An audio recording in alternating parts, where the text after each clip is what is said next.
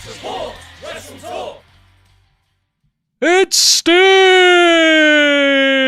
retirement. I'm Ollie Davis. I'm joined by Luco and DAD. Welcome to the AEW Dynamite Review edition of the WrestleTalk Podcast. If you haven't already, press the subscribe button. Give us a thumbs up. Leave a comment down below with what you thought of the episode. Hey, go over to patreon.com/WrestleTalk. Sign up over there. Get loads of exclusive things. Go and get a ticket to our live show coming up for Crown Jewel in just week's time. 2 weeks' time. And of course, send in your OmegaChats to WrestleTalk.com/support. We'll read out every single one of them over $5 while we can say thank you, Sting, for the next 4 months. Yeah, it felt like Tony Khan was getting a lot of criticism for booking pay-per-views, like with only 2 weeks to go before the show days. He was like, oh yeah? Well, I've booked MJF versus Jay White 6 weeks before the pay-per-view. Oh yeah? I booked Sting's retirement 4 months ahead of time. It's, like, I feel back in the day, your retirement just sort of happened. Like, everyone could sense it coming, but then, okay, 1 4-week cycle of a pay-per-view, I'm actually got my career's on the line, blah, blah, blah, and that's the end. And then, of course, you come back with TNA about a couple of years later. But these days, the tour seems to be all the rage. Great Muta, Jushin Thunder Liger, now Sting. Danielson Danielson had that promo on Collision where he was like, look, I told my kid that when she reaches this age, I'm going to stop wrestling. And that's this time next year. So this is my final year as an active on, like, appearing a lot on television wrestler. Edge's whole deal is, I'm looking to wrap up my career. AEW, the place where careers go to end. On paper, that sounds bad, but really, like, that's quite a testament to the company Khan's created. Well, in a way, people often say that AEW is just WCW, but again. But really, in WCW, is where you're supposed to go to retire, but you actually just stay on top. Yeah.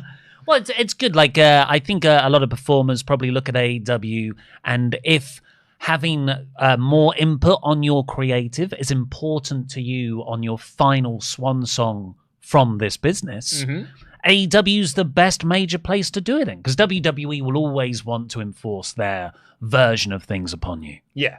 I think it's a really interesting... What do you think his final match might be? Well, surely it's Darby. That's what I actually thought he was going to announce. It's Darby on this show. And he puts over Darby. Darby beats him. Because there was no mention of Darby in this promo. The promo that he cut was about how when he was a younger star, he would look at the older stars, and like him and the rest of the younger guys like Luger and Bagwell would look at the older guys like Dusty, Flair, and Hogan and be like, why are they still doing this? Like, why are they still on top? Bearing in mind, Sting, 30 years old at that point, and Flair would have been about 40. But, sorry, I'm just making sure that the sound is fine. Someone said the sound is bad, but apparently it's okay. Great. But yeah, his promo was essentially like, when I was a younger guy, I thought, why are these older guys still doing it? And now I'm the older guy, and I'm still doing it. And the reason why I'm still doing it is because I can't get enough of it. I can't stop. It's the smell of the arena. It's the roar of the crowd. Beat to the ground.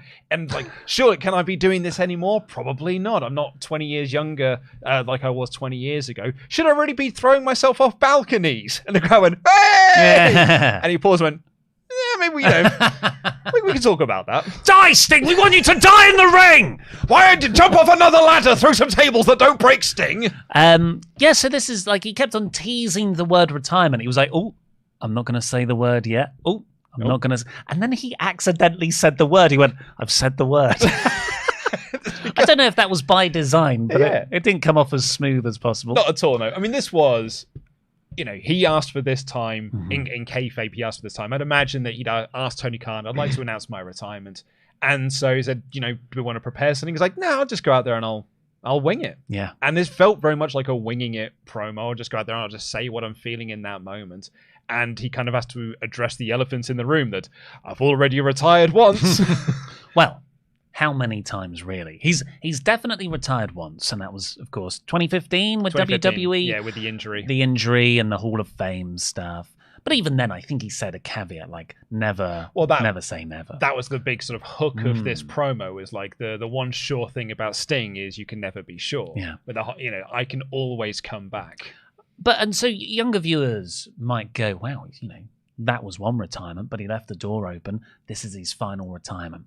I would say me and you have lived through quite a few informal retirements of Sting. Oh, yeah. Like, 8 of them. On a yearly basis in TNA. Well, no, in fairness to TNA, it was always his career was on the line. Yeah. And then it was like, because he spent so much of his TNA years wrestling in a t-shirt, everyone was under the assumption, this will be his final year. Mm-hmm. This will be his final year. But it was only, and then every other pay-per-view was like, hey, Sting, your career is on the line. So he wins the world title in a t-shirt.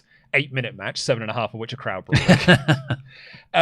But yeah, I feel this is one of those times where you're like, no, this does feel like a genuine. I mean, I'm amazed he came back because when he retired in 2015, we all thought that's it, he's done. He had the match with Rollins where he takes the buckle bomb and he falls down, and then he tries to get thrown against the rope and he just falls down again. And it is like this. It's a heartbreaking match. It's awful to watch, and I think we all thought that's it, he's done. And then when he came back in AEW, he did the cinematic match. We're like, this is how you use Sting. Because of the pandemic, we're able to do these sort of weird, wacky cinematic matches. This is how we can have Sting wrestle on the show. And then Double or Nothing, 2021, it was like, no, I'm wrestling now. And I was like, all right. And he's been wrestling on TV. He's been wrestling on pay-per-view.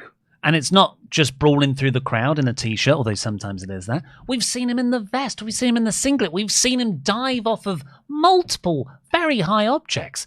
I will say, it's almost like AEW have booked Sting better than WCW. Like, in a consistent 3-year way. I can't say him heel, I suppose. I can't say WCW ever did that for that period of time. So what a great way to go out. And I guess we end with Darby. Final thing to say on this is, what would you put between Darby and now? We on this episode later on, he made the save for Darby in the feud with Adam Copeland, Christian Cage, Luchasaurus, and Nick Wayne. So to me, that says they're going to team with Copeland against Christian and these kids. Yeah, that's which we thought from the end of Wrestle Dream is like, that's your trios match you're going to do. It's Christian and the kids versus Sting, Edge, and Darby, maybe at Full Gear. You have that match, and Copeland's like, well, I won't fight you, but I'll fight these other two. Yeah. To try and convince him, because Edge Copeland had the promo on the show where it's like, I will not fight my brother. And there was a moment during this at the end when, he puts Christian in the Scorpion Deathlock after he makes the save with Darby. I thought, what if his final match is him going for the TNT title? I've never held gold in this company, and I have been one of the faces of TNT, of the Turner Network, for my entire wrestling career. It would mean the world to me to end my run winning the title that represents that station. That's beautiful, actually. Or Sting beats Christian for the TNT title, and then the final match is Darby beating him for the TNT title. Oh, I love that, actually. Yeah, great stuff. It only occurred to me when you put him in the Scorpion, but obviously there's the trios match possibility for Full Gear. I'd really like to see Sting and Danielson. If I'm... Sure. If I'm going to have Sting, Sting's retiring in 4 months' time. People I'd like to see him in the ring with, people I never thought I would see. Sting and Danielson just feels like, that's a match I'd actually quite see. Yeah, why not? Sting and Kingston. Sting Lance Archer. Ooh. Blackout bomb at the top. I don't know if I see that one too much.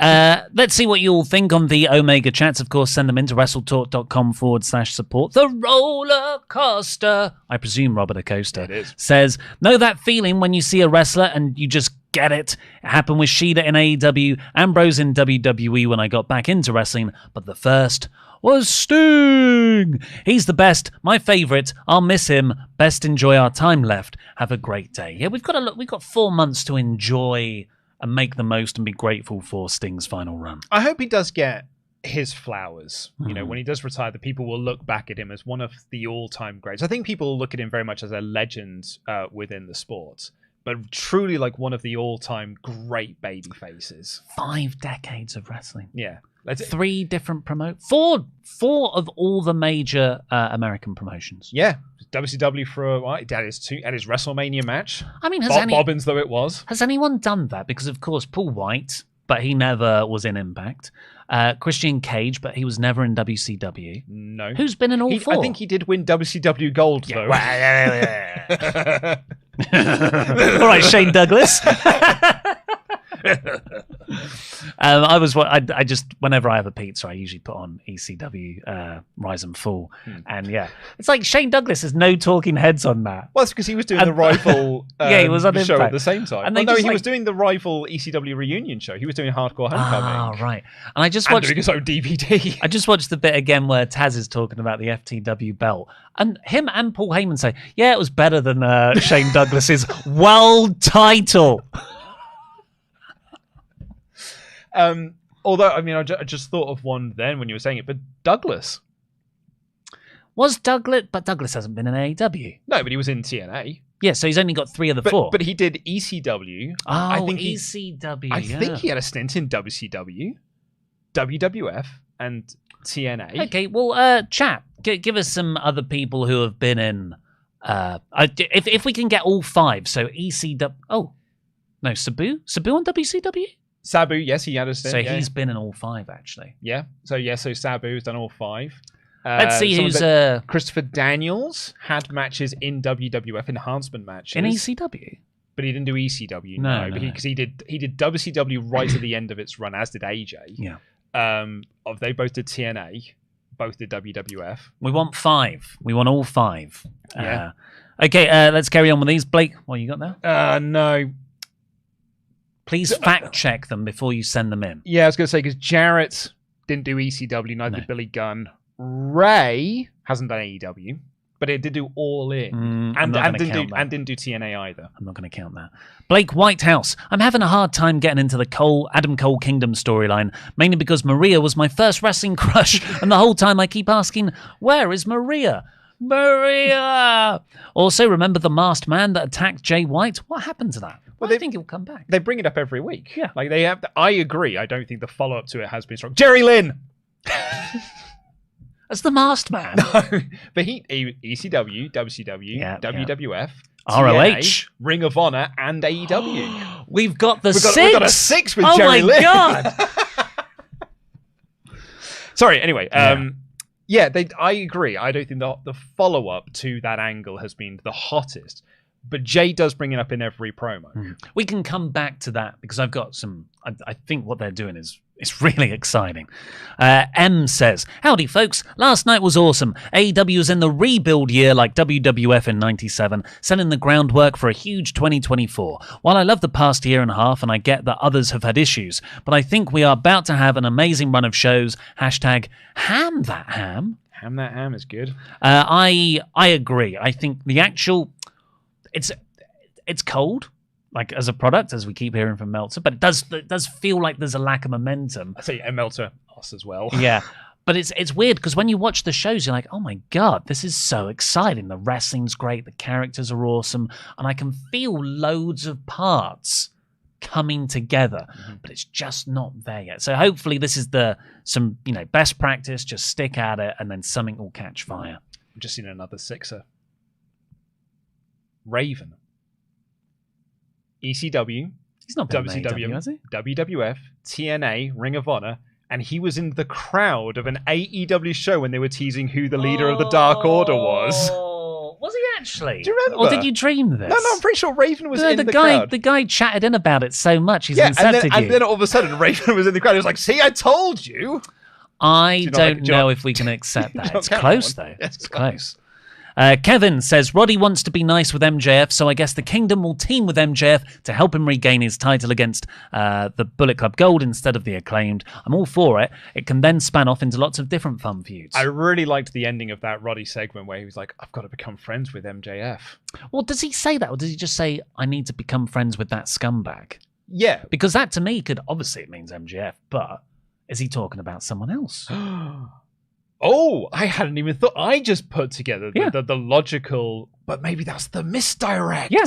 Oh, that's good. That's what I'm doing. Like, all of this stuff, and I said it weeks ago when Tempest was on the show with me, there is somewhat of an MJF effect where whoever he is with just feels infinitely more interesting. Like, because he's such a three-dimensional character, their character has to become three-dimensional to interact with him.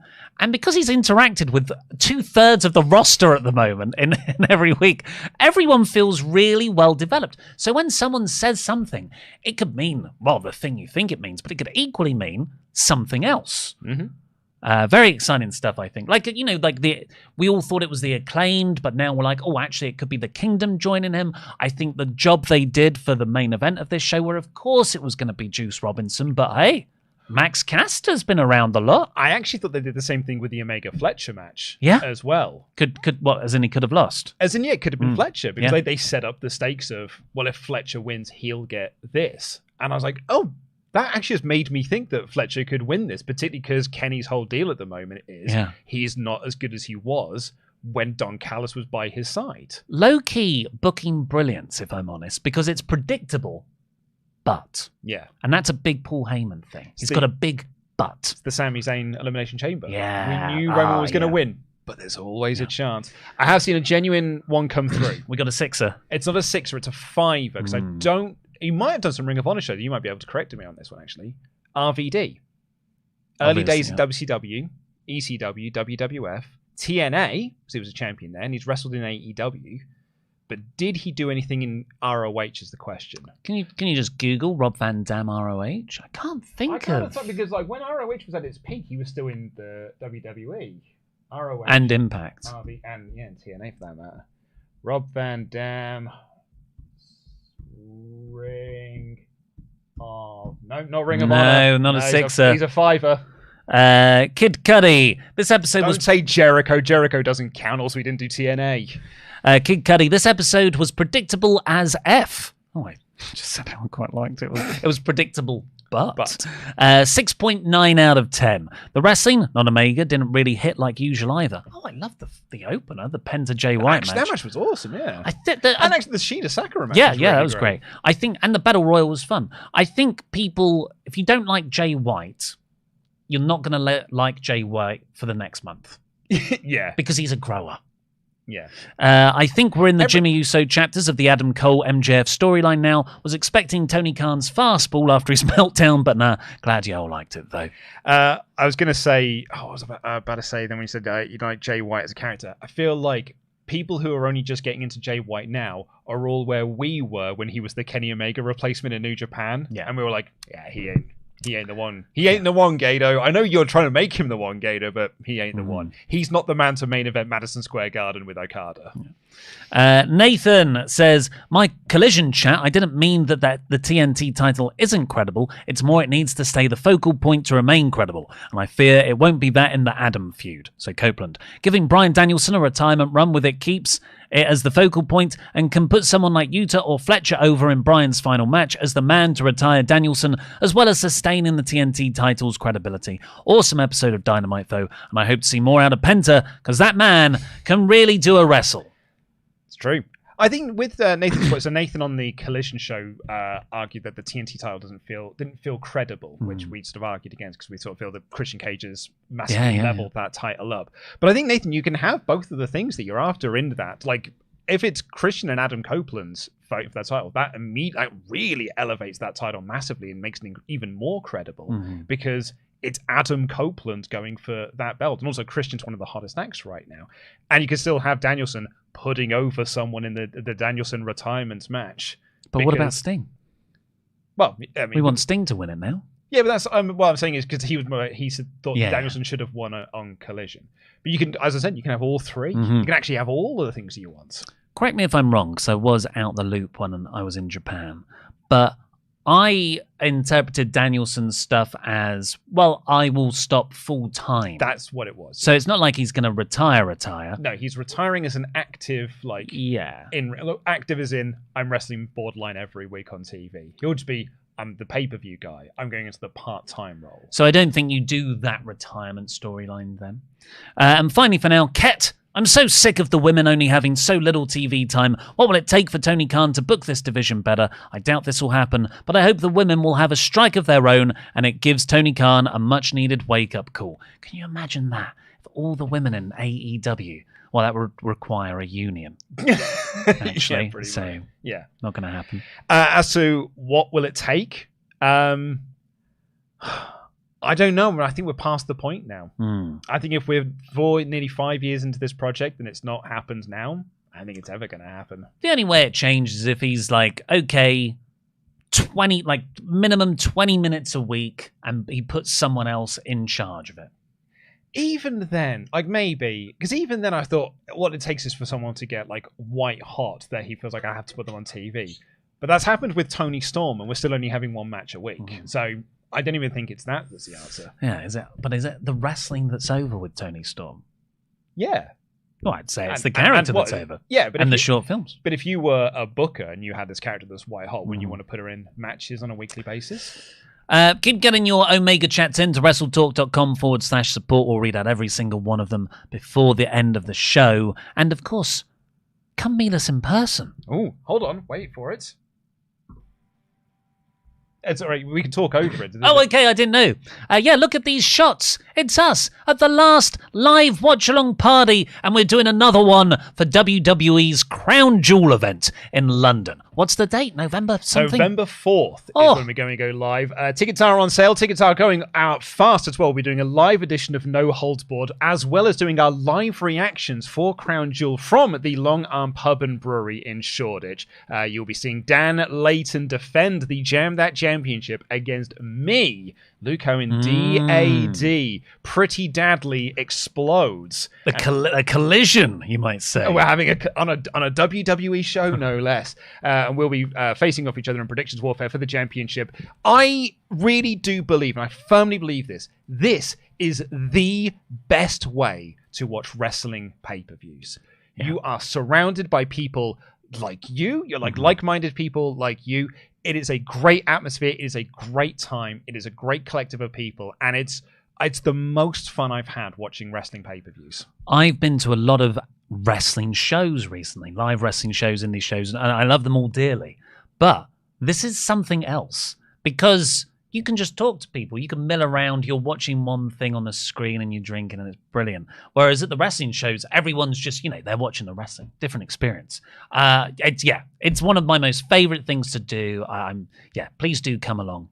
Link in the video description. The link in the below. video description, and our moderators will be putting our link in the chat for you as well. But yeah, genuinely come down and watch Crown Jewel. We'll be raising money for charity by doing a raffle on the show as well, because it is one of our Saudi shows, and all of your live Ultra Chat money as well will be going through to charity.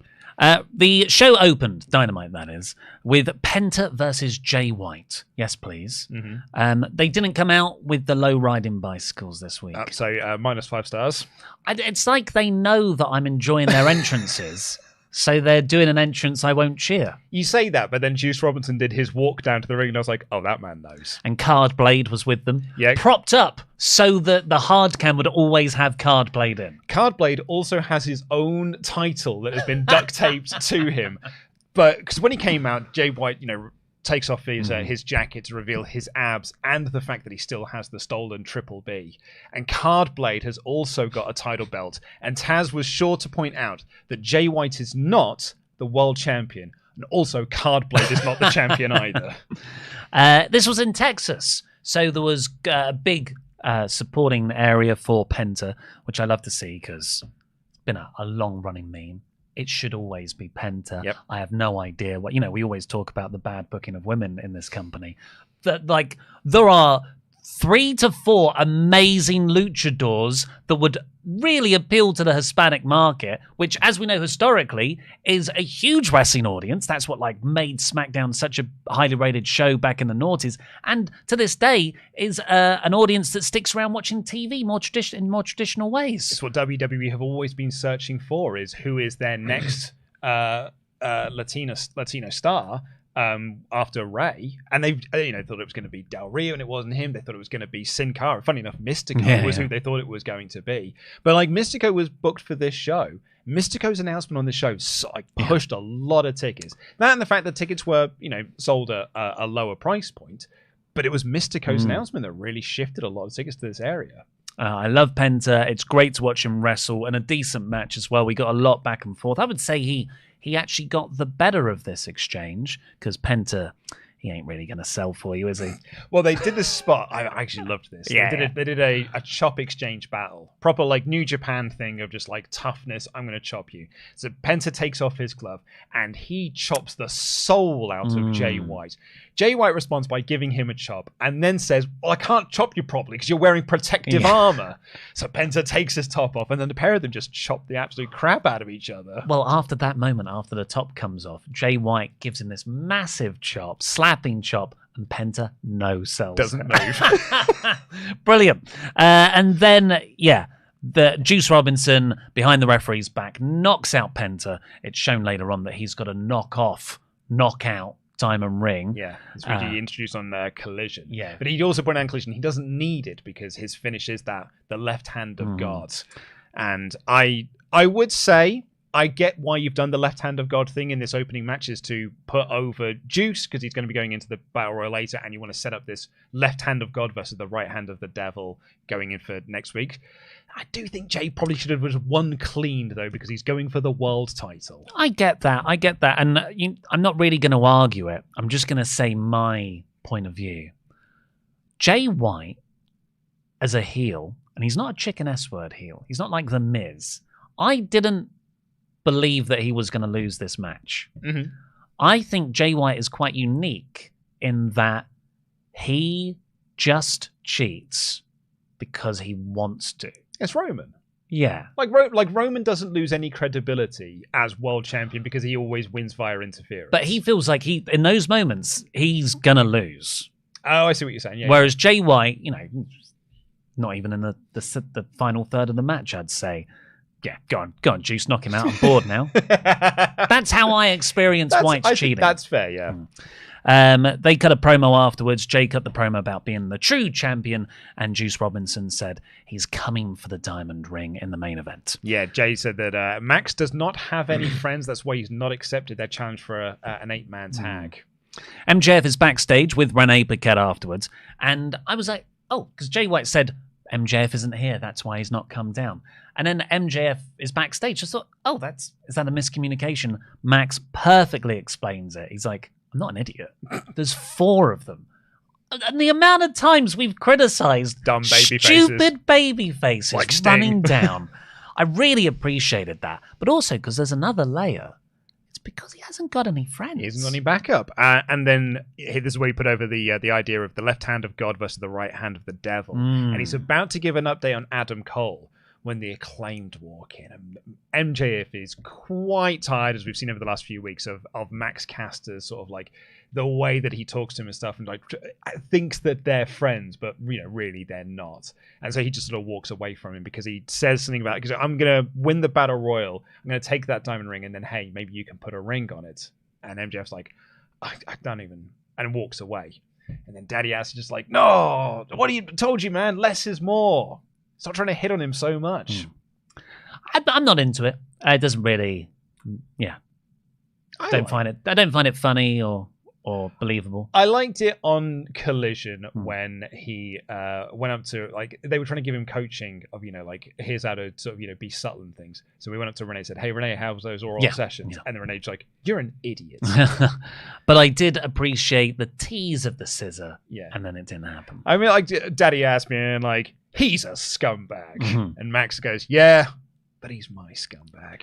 Emi Sakura then took on Shida. We actually got a video promo to explain the context here. Sakura trained Shida 15 years ago. And they had, they're having a good match. Then it goes to break, of course, because it's a women's match. They come back. Oh my God. They had 4 fantastic minutes. This is what I think we all thought women's wrestling in AEW was going to be when it launched, because Omega kept putting over Joshi wrestling, and that's what I thought we all thought we were going to get, and then we ended up not getting that. And then you get it in, and you're like, oh yeah, this is what we thought we were going to do. I also must say the amount they were rushing near the end, it was exciting. But this is an amazing 15-minute match that was crammed into about 9 minutes. Yeah. At the end, they were just going through these spots of Sakura kicked out at one off that spinning knee. They put over that she got the guard up on it at the time because she knows that move and knows it's coming. Love that. She kicked out the Falcon Arrow, then another spinning knee for the win. Like, really exciting back and forth, hard-hitting match. Yeah, this is what I want Shida's title reign to be. Yeah, well, we'll have this for 3 weeks, and then she won't be on TV again until we need it for pay-per-view. There was someone in the crowd just holding a sign saying, "More women, please." Yep. Just do what Hunter does on Raw and just have all of them in one backstage segment, and everyone goes, put all the women on the show. Renee then had what seemed like a pre-recorded interview with Adam Copeland, and Copeland explained his motivation coming to AEW, that he wants to end his career with Christian, and then recaps their 40-year or so friendship. Christian was always low on confidence. It was always Copeland putting in good words for Christian, like helping him up, and that has, of course, created jealousy. But nevertheless, he doesn't want the TNT title. He won't fight him. I will not fight my brother. But when Luchasaurus and Nick Wayne leave him, because they will, Copeland will be there to pick him up. Really interesting story about, and it did come up saying earlier today, like where Renee interviewing him and stuff. And there was a really interesting story about how he was already in the WWF, like they had trained together and done some indie stuff together, funny enough with Rhino as well. And he was like, and then he went to WWF, and like almost the first thing he did was try to get Christian a job. And he's like, and that was I probably shouldn't have done because I was the new kid in town, but I was trying to get my friend a job because I do think he is the most underappreciated wrestler on the indie scene. And he was like one of the best wrestlers on the planet, so we should really bring him in. And then he brings up this point that Christian often does, which is like, look, you always had the rocket strapped to your back and you always left me behind. Now, finally, I'm the one that's on top and you're trying to ride my coattails.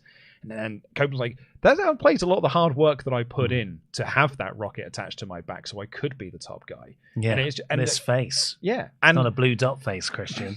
And without me, he would just still be doing those indie shows as a big what if in the world of professional wrestling.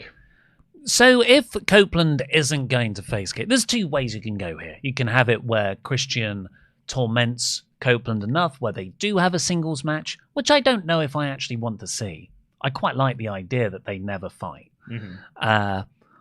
Or you tell this story where Luchasaurus and Nick Wayne turn on Christian and Edge teams with him. That sounds like a lot longer of a play.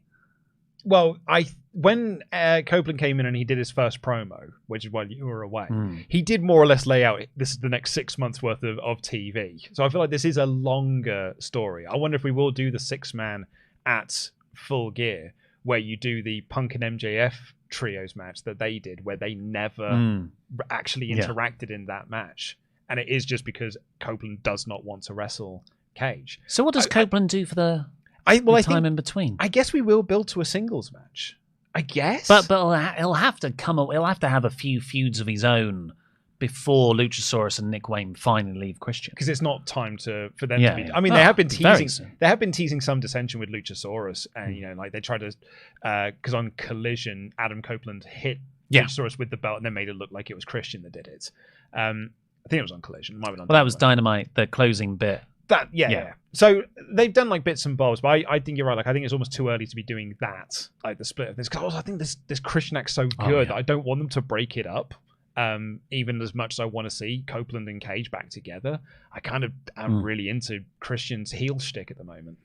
Wardlow then had his weekly squash. He didn't even pin Ryan Nemeth. He just gave him one powerbomb and the referee called it off. No, he's dead. Afterwards, Tony Schiavone asked Wardlow why he's back. Why is he doing this?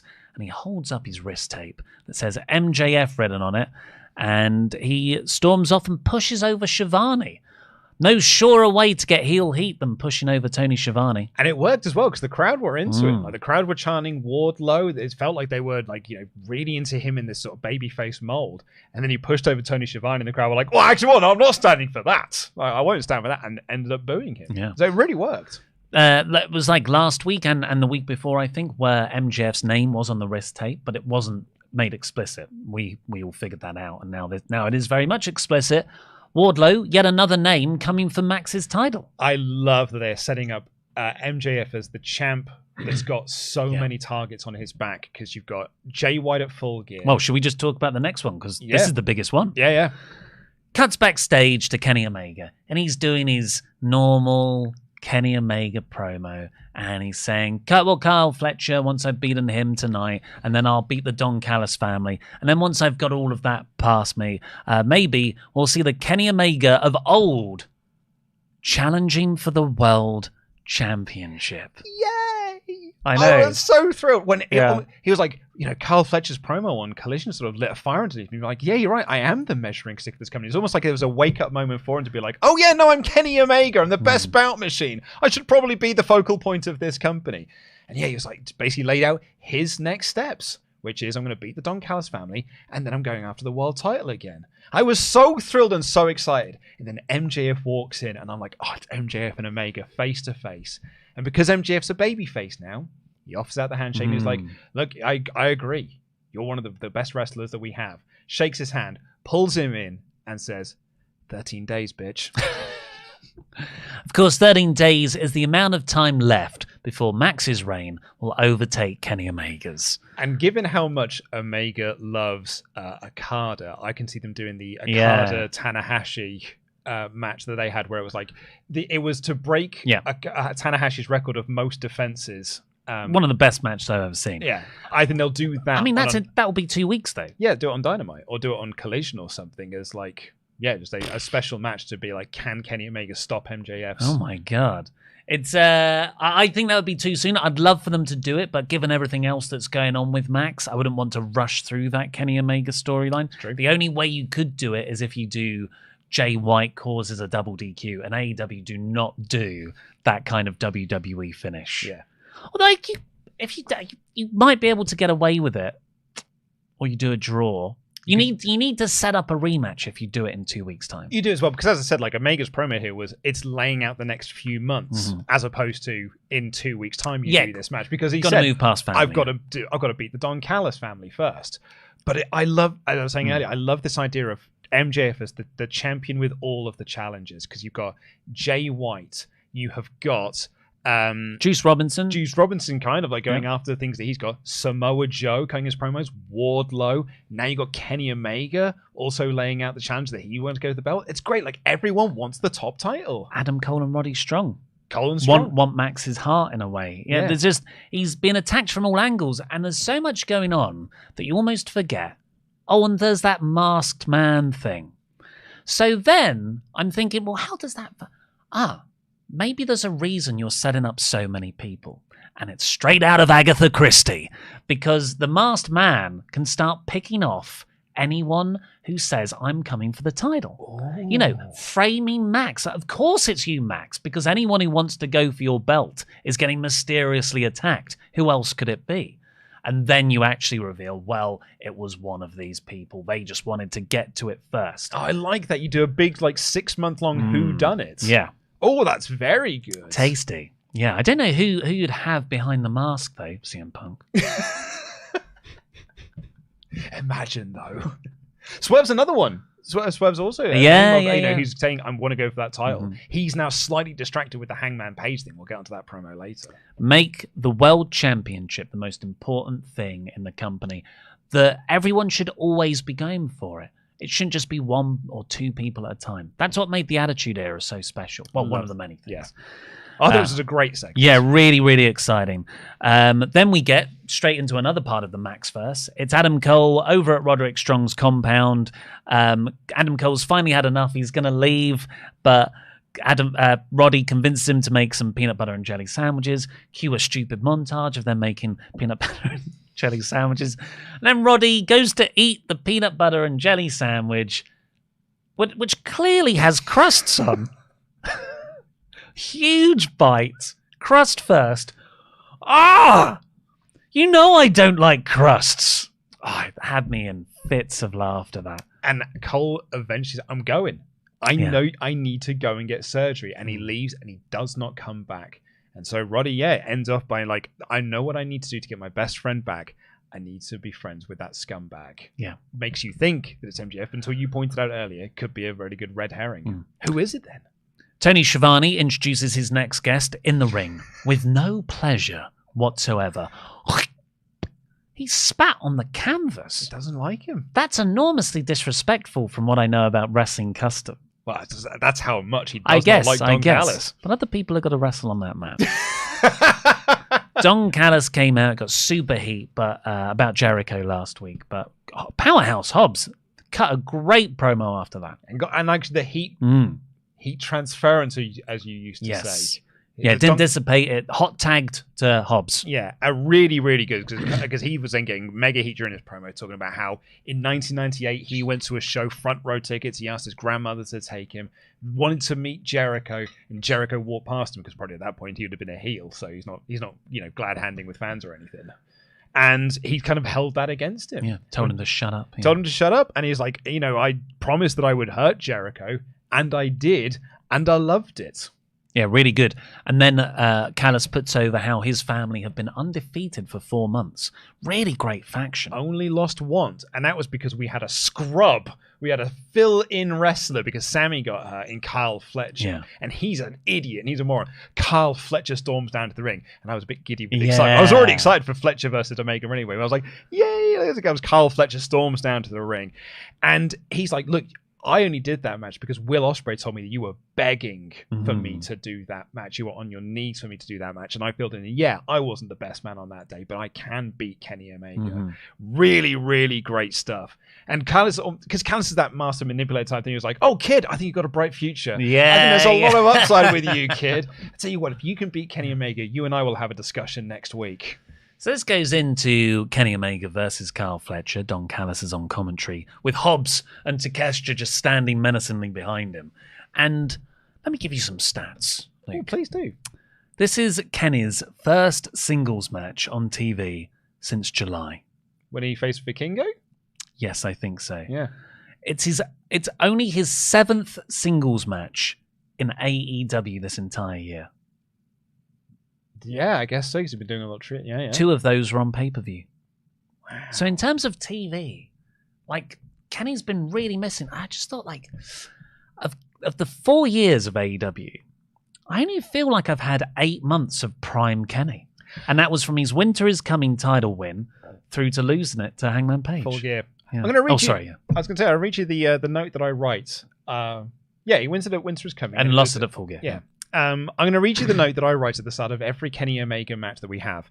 Maybe we should just build the whole company around him. Yes! Because he's the best. And I really think we should just build the company around Kenny Omega. Because he's the man. Why is he so resistant to being awesome? Why is it everything? Kenny's like, I just want to do the story where I'm rubbish. Just let me be sad in Shibuya. Yeah. Someone sent me a video of them walking through Shibuya sadly with a backpack on and said, I'm doing my best Kenny Omega. So obviously I went to Japan. I walked the Shibuya crossing and my partner was underwhelmed by how not busy it was. Do you think that's why Kenny was so sad in his Titantron? I thought this was really packed all the time. And now it's become a quite annoying running joke of hers that wherever we are, if it's empty, she'll go, it's like Shibuya Crossing in here. My opinion is, no. It's very busy. It's large, though. It's a large crossing. Massive crossing. And the people are dissipated. And actually, when you're in the thick of it, when everyone passes at the same time, enormously busy. Yeah. And everyone's just filming, getting their shot. I wasn't. I was experiencing real life in the moment. So, yeah. Anyway, this was a fantastic match. Really, so good. This was back amazing. And forth. Fast-paced, hard-hitting. Fletcher looked credible, but Kenny never felt like he'd lose. So just all the boxes were ticked. Fletcher comes out looking great, even in defeat, and it made Luke Owen shout the F word so loudly in the office this morning. I watched this in the office, and I when Kenny Omega, they ran the ropes, ran past each other, and then ran at each other again. And Kenny Omega murdered that poor boy with a V-trigger. I couldn't control myself. I was like, I didn't even know what noise I was supposed to make. It's sort of it literally, I've never had something bubble up inside of me. And I just loudly shouted, F! And I just, like, with the actual word. And Tempest just burst into laughter because he was watching the match next to me. Yeah. I wasn't even cognizant there were other people in the room. Like Rosie Nichols had come into the office today, and I just loudly shouted the F word. I guess she was quite concerned.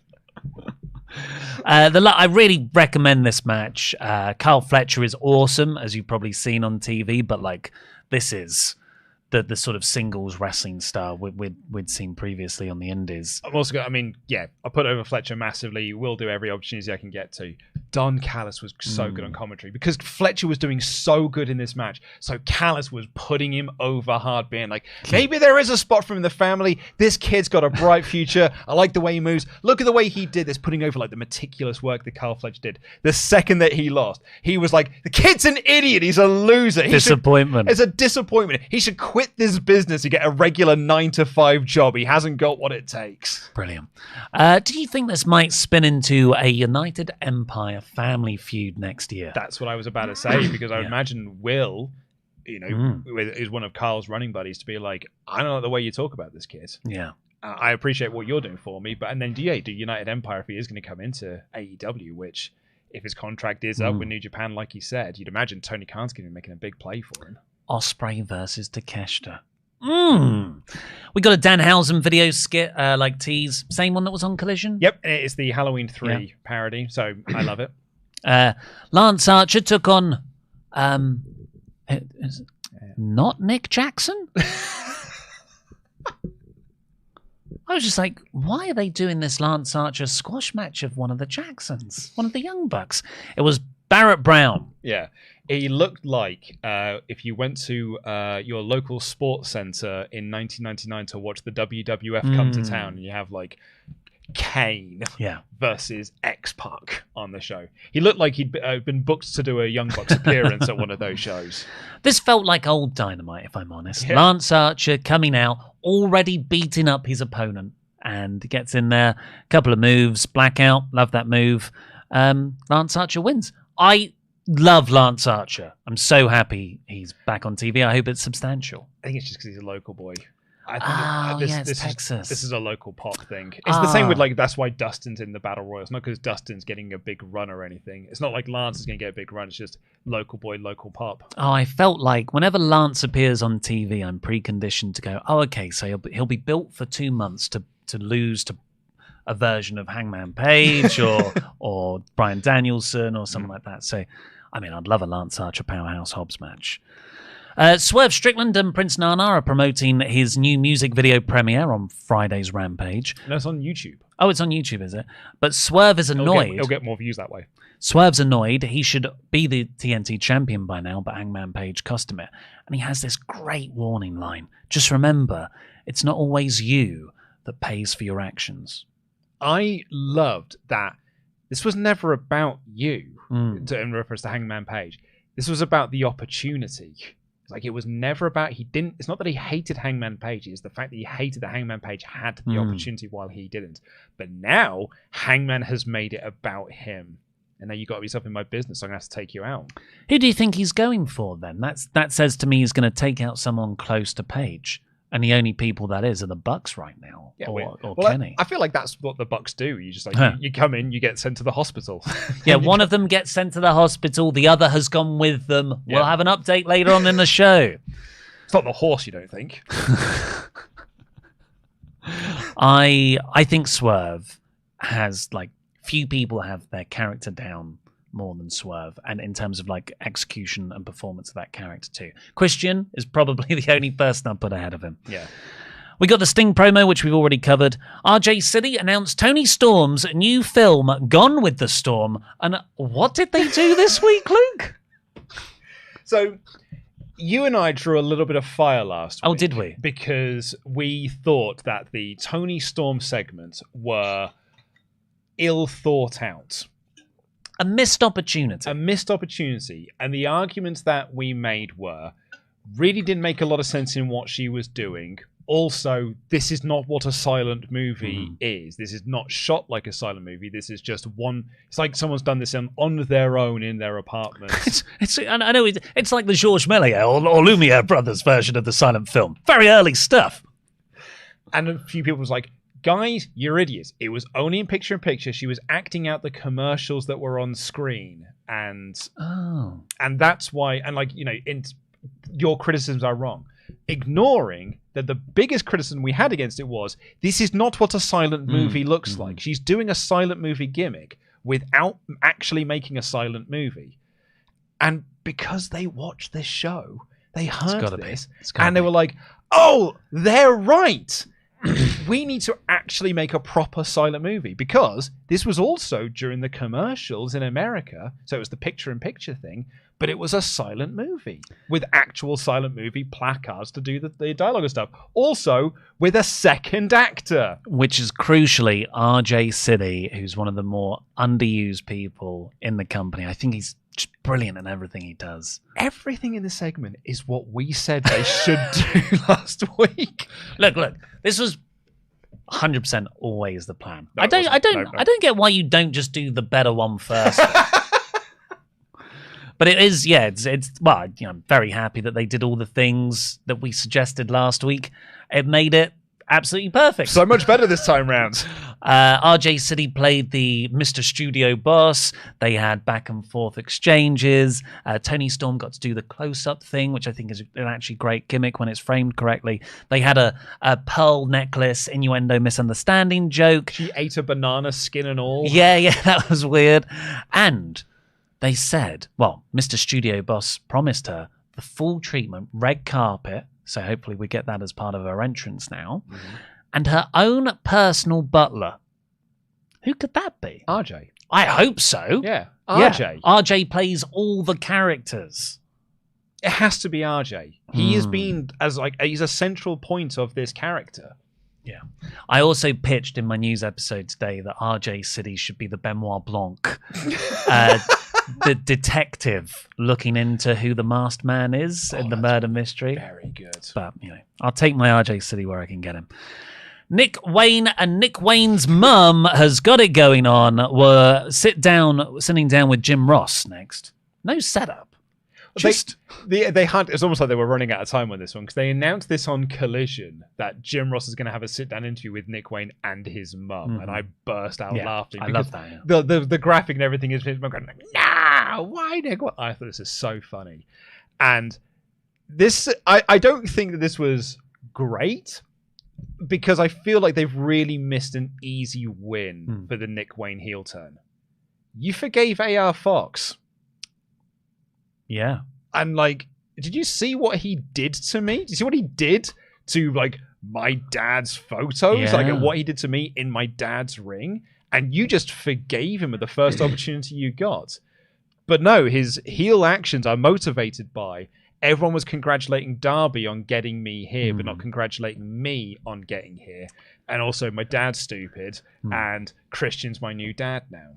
Yeah, I don't think they want to. But from me, it feels like they're trying to do the Dominic Mysterio act.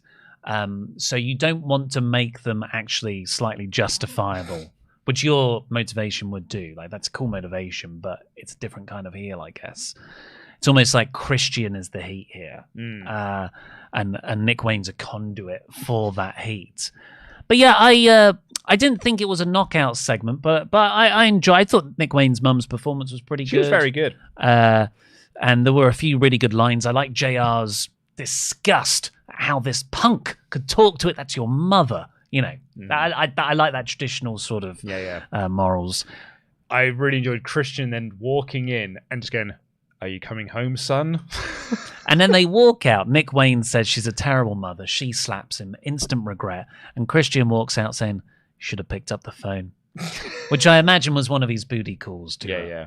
And really great stuff. The door closes, and all of a sudden, Nick Wayne's mum hears some commotion on the other side. They open up the door, and Darby's attacking both of them.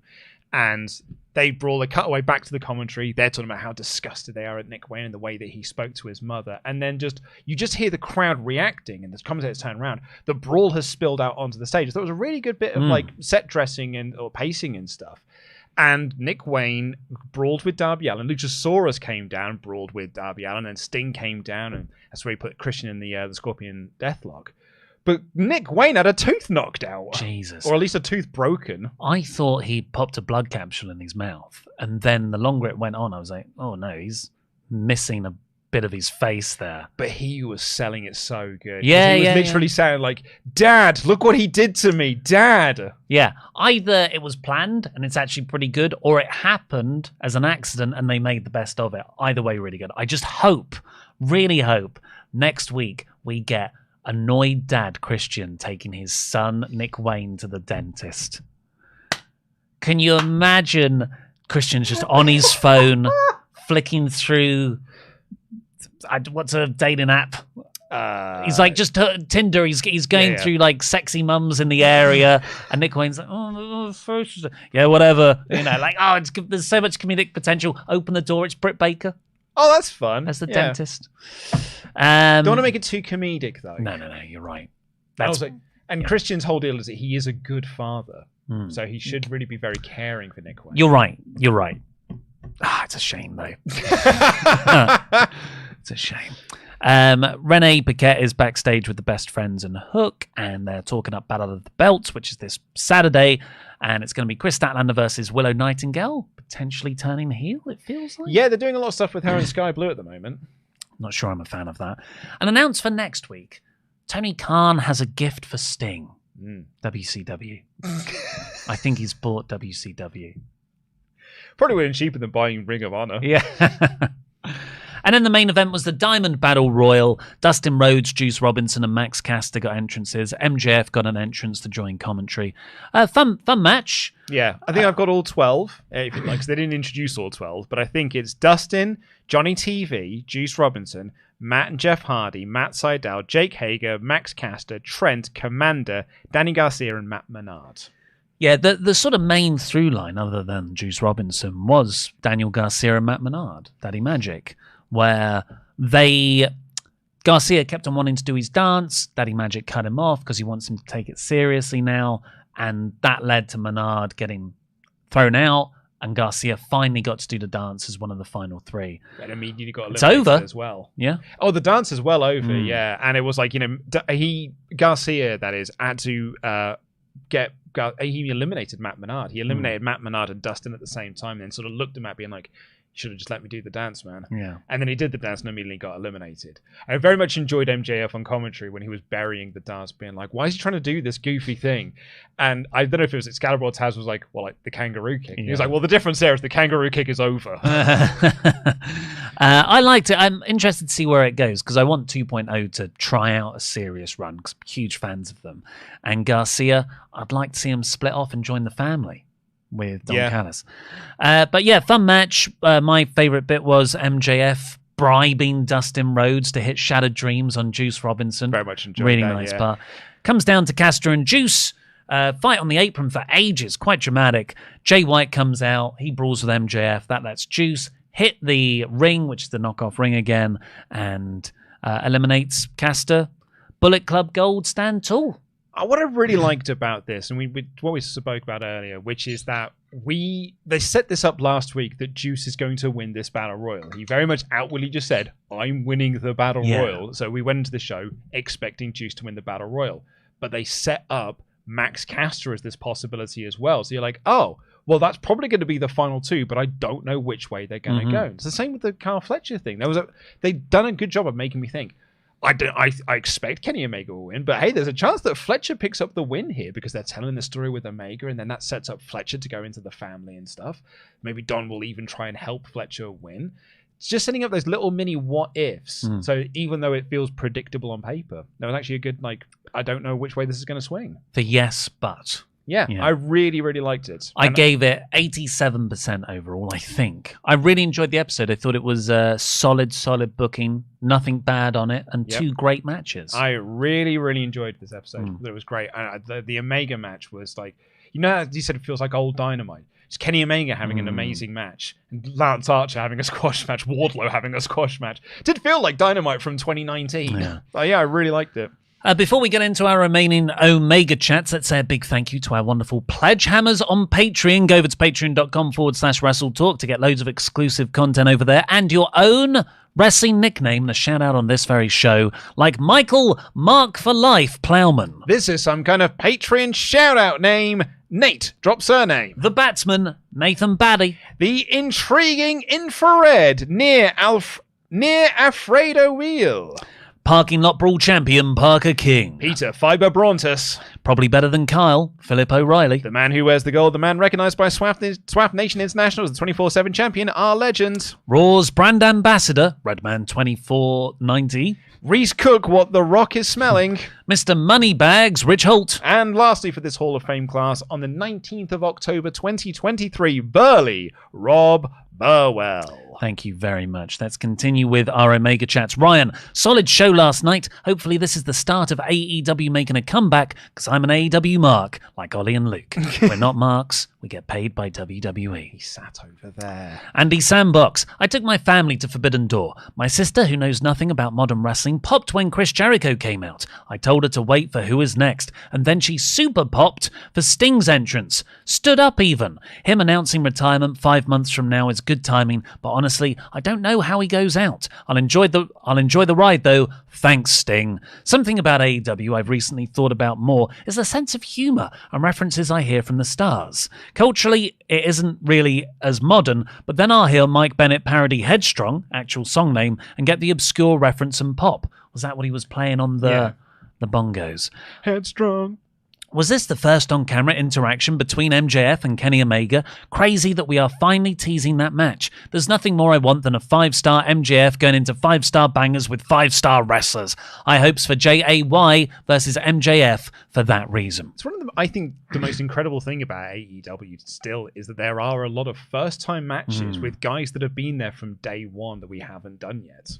Justin Ansel Dua took my daughter to the show last night, and Saraya made her cry just for Orange Cassidy to bring her into the ring for the best friends hug. Whoa! Oh, with Trent and Statlander. She had the best time of her life. Proud Papa moment. Thank you, AEW. That is awesome, Justin. That's so cool. Tony, I thought it was awesome that there are like 5 people trying to set up a title feud. Thought it might lead to a huge multi-man feud, which is something I haven't seen before. Well, let me show you Armageddon 2000. But there is the annual Full Gear tournament for a world title shot. That's an interesting we haven't done the Full Gear Eliminator. York Master, I noticed that the faces of the other disciples in Dom's Titantron are blurred. Does that mean that there will be 12 members? Don is Jesus. Lol, is Will Judas? No, Sammy's Judas. God, I don't want a 12-person faction. No. Maybe like D12, where there's only 6 guys, but they've all got multiple personalities. Yeah. Also, why not make Collision a 3-hour special event called Collision Battle of the Belts? Well, it is a 3-hour special Collision. It's just that the last hour is called Battle of the Belts. A hot tag to you. William Gossett here says, love Dynamite, but we mean to say, I finally got 2K23 and started my GM after watching you guys, thinking, how hard can it be? And holy yes, I ended my first pay-per-view cycle with 4 injuries, including 3 of my champions. So much fun was had, though. Kevin here said, Justin Roberts introducing Lance Archer. Introducing first, kicking his opponents down to the ring from Texas. Lance, big move on the apron. Archer, so good. Also, fun fact, the Hung Bucks are somehow still the ROH 6-man tag champions. Well, they did only win them like 2 weeks ago or 3 weeks ago. So yeah, to say they're still, I would say, here's a fun fact, they are the Ring of Honor tag champs. El Jefe says, hello, Ollie. Hello, Luke. El Jefe here. I think Bullet Club Gold is the best thing right now behind Swerve and Prince Nana. I wanted to know how both of you would book Swerve becoming AEW World Champion. I think have him keep doing what he's doing and now beat more credible guys like your Danielsons, your Omegas. And then all this like hate and venom he's got in him targeted towards MJF. Yeah. I had him be the guy to win the Full Gear Eliminator tournament, and it's him and Hangman in the final. Like that. For Bowen says, hey lads, met Ollie, Tempest and Laurie at Royal Quest, so thanks for the picture. I've been a huge fan of the channel for 5 years now. It was so awesome meeting you guys. Oh, great. Yeah, thanks to everyone who said hi. You have a fun time at Royal Quest? It was great. Yeah. I was, quite far away from Eddie Kingston, but I was in the same room as him. Eddie! Didn't hear me. Caleb M has been a member for 24 months in a row. Said, Luke, will you be playing the new Spider-Man game? I'm super pumped for it. Also, Ollie, I caught a shiny Starly and named it after you and became a champion. That's good. I don't have a PS5, so no. Yeah, I've only got a PS4. Yeah, that's all I've got as well. And I haven't got the dough to fork out for a PS5 either. Nor the time to actually justify. That's more of it. I haven't got the time to justify the expenditure on a PS5. I've just had 2 more in. Atten says Danhausen for Tony's butler. That works pretty well. Silent movie star Danhausen. Good one, yeah. And Marcel Art says, hey guys, I'm coming to London for Wrestle Queendom the week after the debut show of my own all-women wrestling promotion. Oh, that's great. Wrestle Queendom's usually in January, isn't it? So maybe we'll get a chance to see you. But for now, what's the rating overall? There's a little bit more on that. Oh, is there? Rob Steedley has been a member for 16 months. Can we please get all the Adams come out next time Roddy yells for Adam? I love that AEW is pushing new talent like Copeland and Cage. We have an overall rating thumbs up 86% with an 11% thumbs in the middle. That's good. Apparently, so Wrestle Queendom is happening in November. That is their next show, but it's unfortunately a show I can't go to. Where is it? Is it a Big Penny's Social Club? It's locally, yeah. That's right next to Black Horse Road Tube Station. That's where I used to go. So, yeah, I'm very close. I could walk to that place. Yeah, I think I know they're doing a show there. I didn't know it was Wrestle Queendom. I think it's on Full Gear weekend when I'm working, so I can't go to the show. Oh, wow. Okay, cool. Well, I was going to get tickets for that show. I didn't know it was Wrestle Queendom. So, yeah, maybe see you there, Marcel Lads. Well, that's all we've got time for on this edition of the WrestleTalk Podcast. Thank you all so much for watching. Please do press the subscribe button if it's your first time here and you've made it this far. Give us a thumbs up as well. Leave your comment down below if you're watching this on demand. We'll be back on Saturday with Sat and Tempest reviewing SmackDown. And then myself and Dan Layton will be back to do the Raw podcast next week. Till then, I've been Luke Owen, DAD. That has been Ollie Davis. Jam that jam.